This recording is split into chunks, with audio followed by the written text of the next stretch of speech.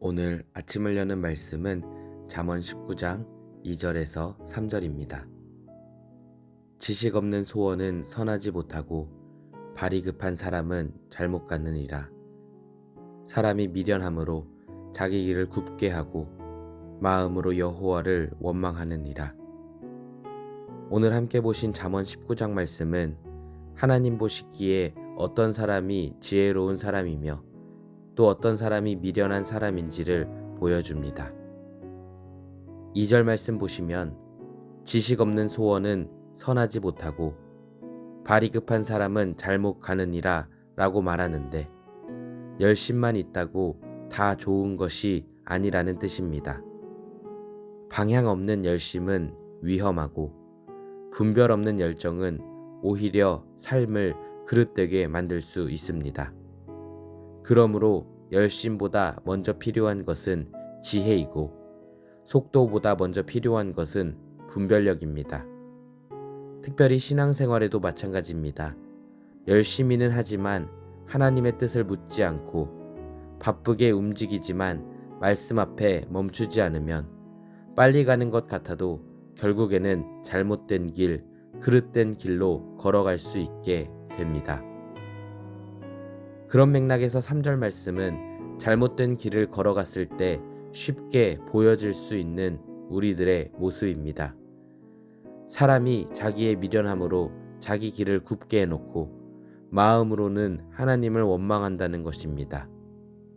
우리가 분별 없이 결정하고 기도 없이 살아가다가 그 결과를 보며 하나님을 원망할 때가 있는데 잠언은 이런 우리들에게 하나님을 원망하기 전에 먼저 자기 자신을 말씀에 비추어서 돌아볼 수 있어야 한다고 말해줍니다. 모든 문제를 밖에서부터가 아닌 안에서부터 찾는 것, 그리고 하나님의 말씀이 기준되어 살아가는 것, 그것이 곧 지혜의 시작이고 명철의 기본입니다. 8절은 이렇게 말합니다. 지혜를 얻는 자는 자기 영혼을 사랑하고 명철을 지키는 자는 복을 얻느니라. 참으로 자기 영혼을 사랑하는 사람은 세상의 기준을 맞추기 위해 허덕이는 사람이 아니라 하나님께서 주시는 지혜와 명철 안에서 자기 영혼의 잘됨을 구하는 사람입니다. 또한 16절은 계명을 지키는 자가 자기 영혼을 지킨다고 말합니다.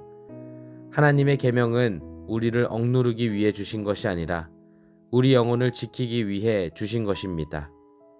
말씀을 지킨다는 것은 내 삶을 바르게 붙드는 일입니다.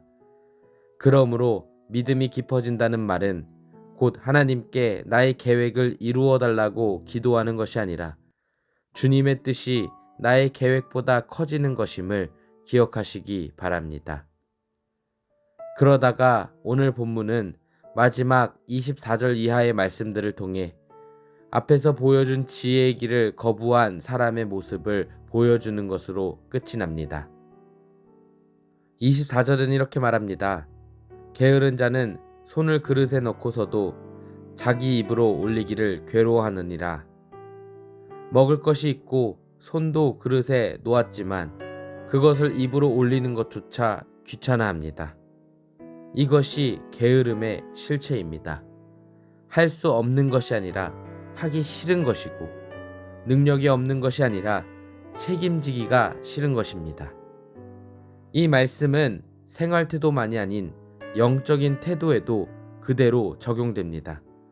말씀도 있고 기도의 자리도 있고 은혜의 통로도 있는데 실제로는 움직이지 않는 삶, 순종을 미루고 회개를 미루고 결단을 뒤로 미룹니다. 결국 지혜를 붙잡지 않은 사람은 영적 게으름에 빠져 하나님의 은혜를 누리지 못하게 됩니다.